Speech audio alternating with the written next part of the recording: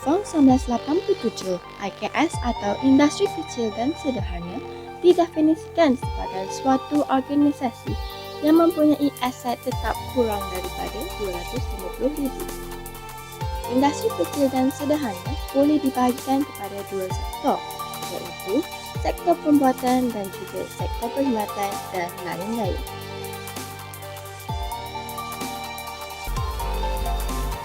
Mulai 1 Januari 2014, Mesyuarat Majlis Pembangunan PKS Kebangsaan ke-14 telah memutuskan untuk memberikan definisi baharu bagi PKS atau IKS, iaitu bagi sektor perkhidmatan, jualan tahunan mestilah tidak melebihi 50 juta atau bilangan pekerja sepenuh masa tidak melebihi 200 orang.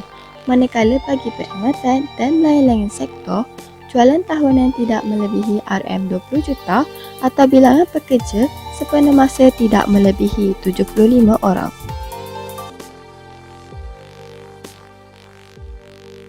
Ciri-ciri IKS yang pertama adalah lokasi. IKS ini banyak terdapat di pinggir bandar, bandar-bandar kecil, di kampung-kampung dan ada juga di rumah sendiri. Yang kedua adalah pekerja. Golongan kurang mahir dan memiliki tahap pendidikan formal yang rendah. Kebanyakan pekerja juga hanya bekerja separuh masa dan sebahagian daripada pekerja IKS merupakan ahli keluarga pemilik IKS itu sendiri. Yang ketiga, teknologi pengeluaran. Tahap teknologi yang digunakan adalah rendah di mana penggunaan automasi yang kurang serta kerja banyak berintensifkan buruh dan juga pengkhususan pekerja diamalkan. Oleh itu, disebabkan situasi pandemik COVID-19, kegiatan IKS turut terjejas, terutamanya yang berkaitan dengan urusan jual beli secara langsung.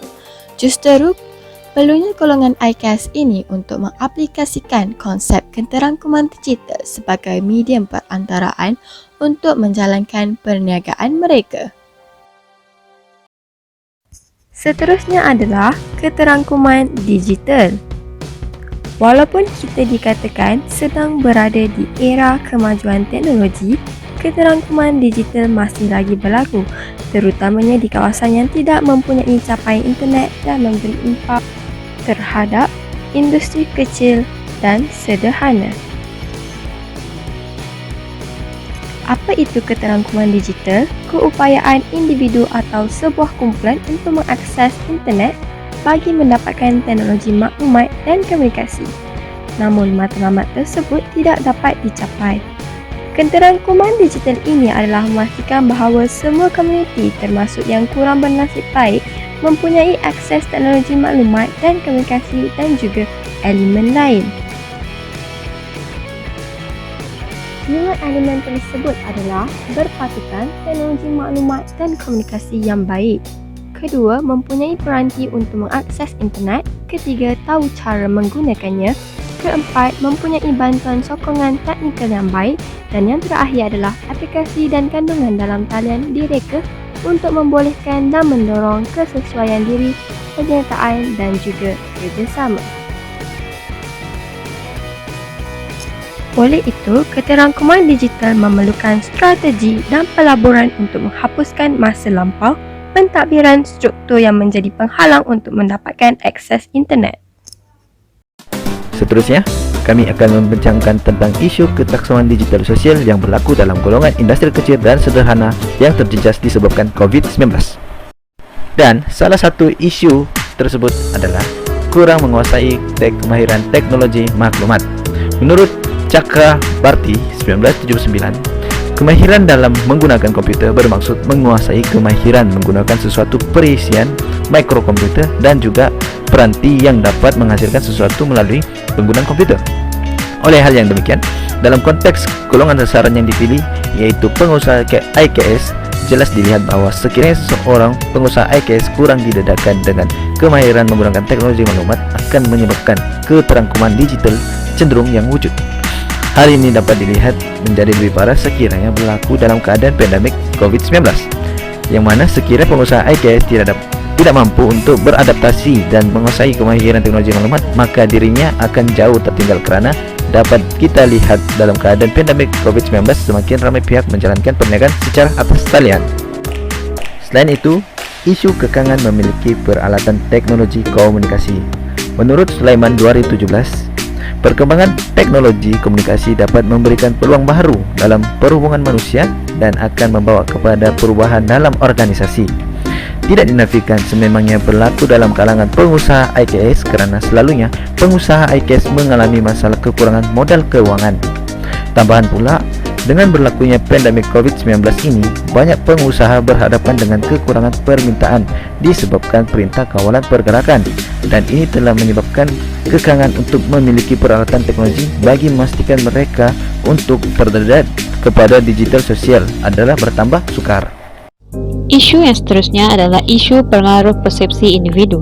Masalah keterangkuman digital turut boleh berlaku ke atas pengusaha industri kecil dan sederhana disebabkan oleh persepsi individu.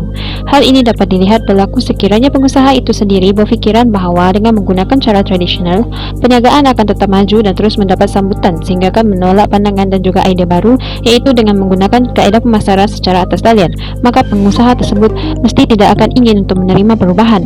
Namun demikian, jika pengusaha ingin terus memajukan perniagaan mereka, maka akses terhadap produk mereka perlu untuk dipertingkatkan lagi menerusi media sosial supaya pelanggan akan lebih berminat untuk membeli, dan ini akan meningkatkan keuntungan pengusaha industri kecil dan sederhana itu sendiri.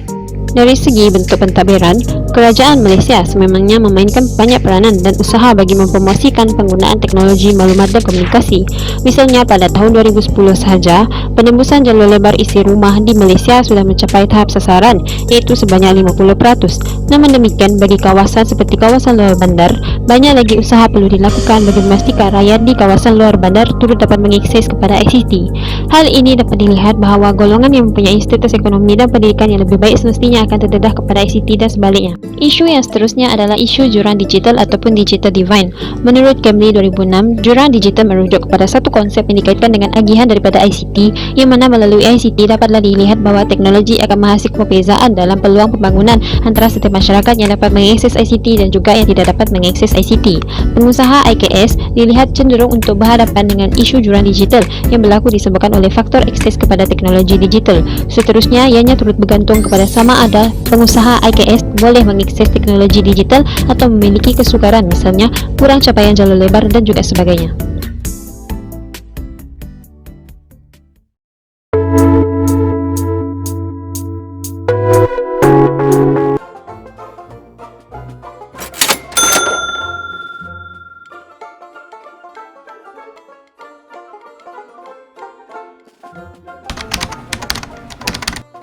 Definisi webinar adalah seminar, persembahan, pengajaran atau bengkel yang dijalankan secara dalam talian atau bersemuka, disampaikan melalui media internet dan dapat dihadiri oleh ramai orang di lokasi yang berbeza.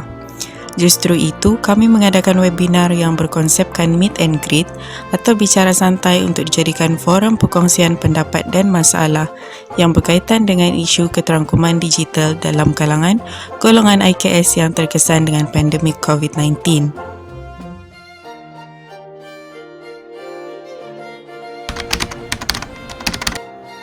Kami turut mewujudkan #GoDigitalOnBusiness untuk mengajak golongan IKS yang terkesan akibat pandemik COVID-19 bagi mengaplikasikan perniagaan atas talian sebagai saluran pemasaran baru mereka.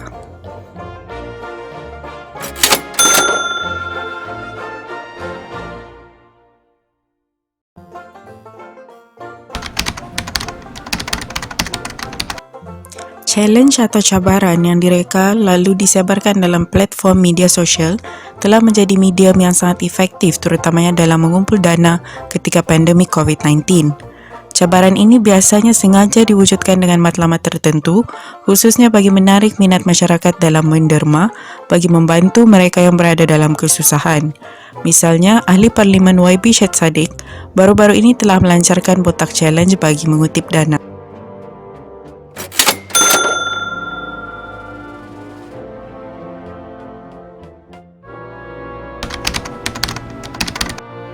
Populariti Instagram yang semakin meningkat dari hari ke hari dan terkenal di kalangan anak muda yang aktif menggunakan media sosial. Oleh itu, strategi mewujudkan laman Instagram rasmi dalam mempromosikan kesedaran keterangkuman digital kepada golongan IKS merupakan antara inisiatif yang kami laksanakan.